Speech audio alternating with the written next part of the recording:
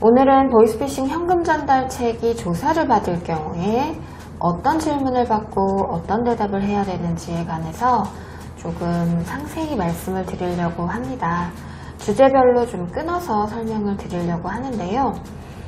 가장 먼저 질문하는 포인트는 어떻게 직장을 구하게 됐나 입니다. 그러니까 어떤 식으로 연락을 받고, 그리고 어떻게 그 사람과 연락을 통해서 취업을 하게 됐고, 그리고 그 취업 과정에서 근로계약서를 썼는지, 면접을 봤는지, 그리고 업무 지시는 어떻게 받았는지, 이런 것들이 핵심적인 포인트가 됩니다. 그 부분에 대해서 대답을 하실 때는 상세히 대답을 하시는 것이 좋고요. 자신이 속아서 취업을 했다는 점을 강조하시기 바랍니다. 취업과 관련해서 두 번째 포인트는 급여에 관한 부분입니다. 급여 조건을 어떻게 받기로 했는지에 관해서도 상세히 질문을 많이 받는데요. 일당제로 받기로 한 분이 대부분이시겠지만 월급 형태로 받고 인센티브, 그러니까 수당을 더 주겠다라고 하는 경우도 있고, 그리고 그 지급 형태가 현금인지 혹은 계좌이체인지 어떤 식으로 지급을 받기로 했는지에 관해서도 주로 물어보는 질문 사항이 되겠습니다. 대부분의 경우는 전달받은 금원에서 일정액을 가져가라는 지시를 받고 10만원, 15만원 그 정도 사이의 금원을 가져가는 경우가 많고요. 그 점에 대해서 이제 수사관들이 굉장히 집요하게 묻습니다. 과연 그게 이상하지 않았느냐. 그런 점에 있어서도 사실은 그 부분까지 생각하지 못했다고 얘기하시는 것이 유리하겠습니다. 직업과 관련해서 세 번째 포인트는 바로 여러분의 사회 경험입니다. 사회 경험이 있는 사람의 경우, 특히 더 보이스피싱이라는 것에 고의를 인정하기가 쉬운 편인데요. 그러니까 뭔가 이런 식으로 취업을 하고 이런 식으로 급여를 받고 이런 것은 어느 정도 직장생활, 사회 경험을 해본 사람이라면 누구나 다 이상하다고 의심을 해볼 법하다라는 취지로 그 고의를 인정하기 위함인데요. 자신의 사회 경험을 당연히 속일 수는 없겠지만 이러한 질문을 받았을 때도 당황하지 마시고 솔직히 대답을 하되, 그럼에도 불구하고 당시에 나는 보이스피싱이라는 점에 관해서는 전혀 알지 못했다라고 진술을 하셔야겠죠. 그것이 핵심입니다. 직업이나 사회 경험에 이어서 두 번째로 이제 실제로 현금 전달 일을 하시면서 어떤 의심이 들지 않았냐는 질문을 많이 받게 되는데요. 일단은 출퇴근이 문제가 됩니다. 출퇴근할 때 사진을 찍어서 보내라고 하죠. 출근 명부를 작성하는 대신 사진을 찍어서 보내야 하고, 그리고 텔레그램으로 보통 지시를 합니다. 혹은 카카오톡으로 하기도 하지만 텔레그램으로 지시를 하고 업무를 지시받고 그 받은 그대로 택시나 어떤 자기의 차량을 타고 이동을 하게 되죠. 그리고 나서 고객을 만납니다. 고객을 만났을 때 또 중요한 포인트는 어떻게 자신을 소개했냐 하는 것인데요. 보통은 무슨 대리나 팀장으로 소개를 하는 경우가 많죠. 그 부분에 대해서도 주의를 하셔야 됩니다. 자신을 소개하는 경우도 있지만 소개하지 않는 경우도 더러 존재합니다.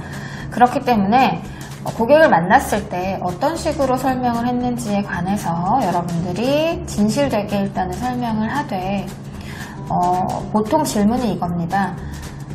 어떤 팀장으로 소개를 했다고 얘기를 한다면 수사관은 당신은 어디 회사의 무슨 팀장도 아닌데 왜 무슨 팀장이라고 소개를 했습니까? 라고 질문을 하게 되는데요.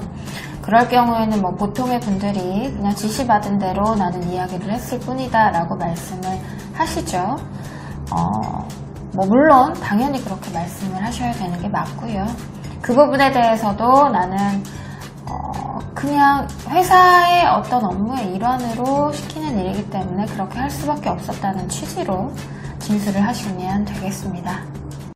자신을 소개하는 경우도 있지만 소개하지 않는 경우도 더러 존재합니다. 그렇기 때문에 고객을 만났을 때 어떤 식으로 설명을 했는지에 관해서 여러분들이 진실되게 일단은 설명을 하되, 보통 질문이 이겁니다. 어떤 팀장으로 소개를 했다고 얘기를 한다면 수사관은 당신은 어디 회사의 무슨 팀장도 아닌데 왜 무슨 팀장이라고 소개를 했습니까? 라고 질문을 하게 되는데요. 그럴 경우에는 뭐 보통의 분들이 그냥 지시받은 대로 나는 이야기를 했을 뿐이다 라고 말씀을 하시죠. 뭐 물론 당연히 그렇게 말씀을 하셔야 되는 게 맞고요. 그 부분에 대해서도 나는 그냥 회사의 어떤 업무의 일환으로 시키는 일이기 때문에 그렇게 할 수밖에 없었다는 취지로 진술을 하시면 되겠습니다. 문서의 내용은 대개의 경우 뭐 채무 상환에 관한 상환증인 경우가 많은데요. 뭐 금융감독위원회일 경우도 있고 무슨 저축은행이나 카드회사 이런 직인이 찍힌 그런 문서를 전달하도록 시키죠. 여러분들은 뭐 그 문서를 출력을 하거나 전달하는 과정에서 어떻게든 보게 됐을 거라고 일단은 가정을 하고 수사관이 질문을 하고요. 그 과정에서 당신이 그런 업무를 하지 않음에도 불구하고 그리고 그런 지위나 역할에 있지 않음에도 불구하고 그러한 문서를 전달을 해준 것은 보이스피싱을 의심할 수 있는 충분한 그런 단서가 될 수 있지 않았나라는 점에 대해서 좀 집요하게 질문을 합니다.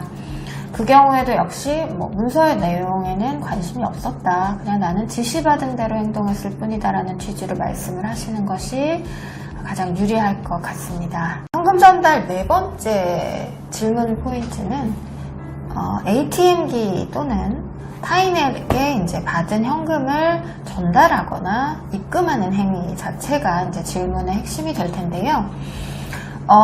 주로는 ATM기 입금을 많이 하고요. 그 경우에 질문 받는 내용은 ATM기에 왜 굳이 입금을 하냐, 그냥 한 번에 창구에 가서 입금하면 되지 않냐, 이런 질문. 그리고 ATM기에서 여러 사람의 명의 혹은 한 사람의 명의로라도 지금 당신이 취업하지 않은 곳의 회사로 돈을 넣는 경우 의심하지 않았냐, 왜 이상하다고 생각하지 않았냐, 그리고 그것을 100만원씩 나눠서 입금한 것이 이상하지 않았냐, 이것들이 질문의 핵심이 되겠습니다. 그리고 그 과정에서 여러분들이 실제로 수당을 그 현금에서 꺼내 가시는 분들이 상당히 많죠.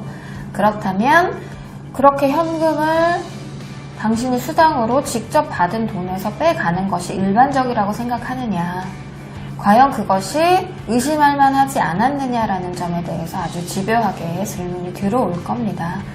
그런 경우에는 실제로 현금 전달하신 분들은 아시겠지만 본인이 보이스피싱이라는 사정은 모르고 일단은 그런 행위들을 하시기 때문에 그 부분에 대해서 솔직하게 얘기를 하시면 됩니다. 그냥 그렇게 하라고 해서 했다라는 이야기를 하시는 분들이 대부분이시겠지만 어쨌든 중요한 포인트는 보이스피싱이라는 점은 알지 못하고 내가 정말로 지시에 따라서 행동했을 뿐이라는 점이겠죠.